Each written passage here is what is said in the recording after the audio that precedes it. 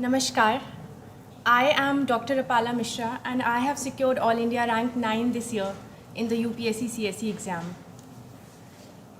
But today I stand before you all not as someone who secured All India rank 9, but as someone who just 2 years down the memory lane was standing here in the streets of Old Rajendra Nagar, neck deep in underconfidence and self-doubt. I had such a huge amount of self-doubt that I wouldn't be able to look at people in the eyes while speaking. Because as Sadaf had mentioned, I came from a very good academic background and then suddenly two prelims failed and I thought I was just not capable enough for this exam.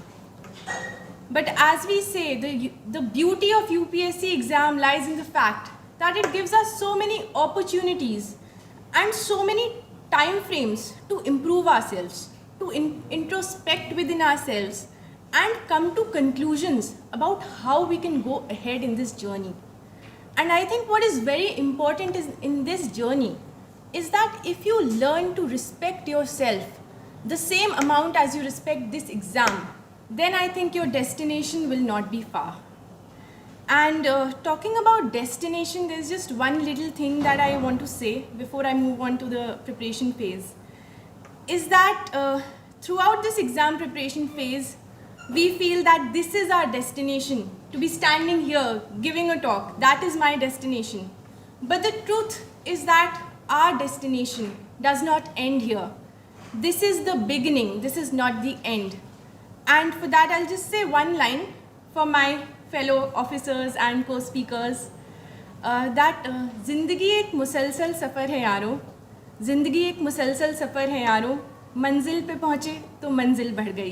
So I hope we continue this spirit of self-growth and self-improvement and become capable officers of great caliber serving the nation. So now I move on to the part of the preparation that fetched me good marks. I think that is the interview preparation. And for that, I'd like to thank Khan sir specifically, because when I came to him and when I was returning, he told me that you'll get above 200 marks. And I think his prophecy came true. So definitely that was a confidence booster for me. So I'll just jump straight to the Kaam Ki Baat part, and that is how to prepare for your interview. So firstly here I'd like to say that interview preparation is like any other phase of this exam. This cannot be taken lightly or ignored or taken with arrogance that you've already cleared mains. This has to be taken with the same amount of consistency that you've put in your mains and prelims preparation and the same amount of knowledge related hard work. There is an ongoing myth in the market that personality test is just a test of your personality and you don't need to study anything for that. And when I started my preparation, I was fed this by a lot of people.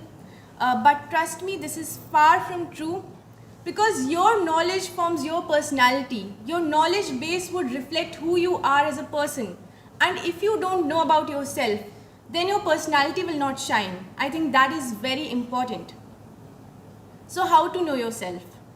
I think that for that you fill a detailed application form, and straight away from the first word of the detailed application form is what you start thoroughly preparing. I prepared notes for each and every word of my DAF, and the first word is of course your name. And coincidentally, the first question asked to me in my main interview was the meaning of my name, and a huge discussion followed through. So I think you must be prepared with anything and everything.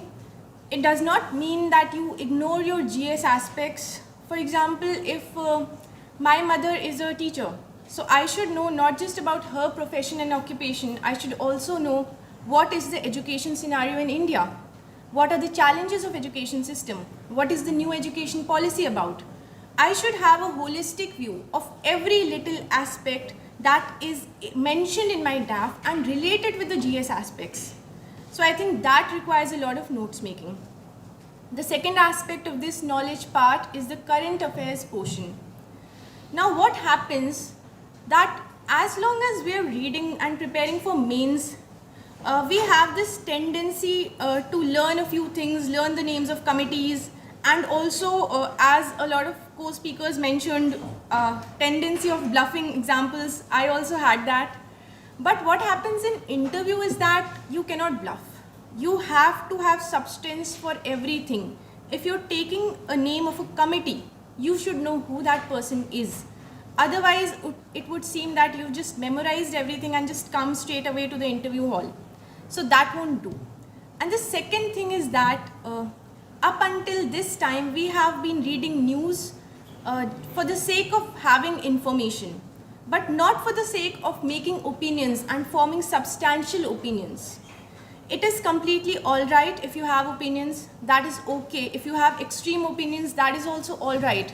What they are testing is that, are you capable enough to support your opinions, to stand by what you say?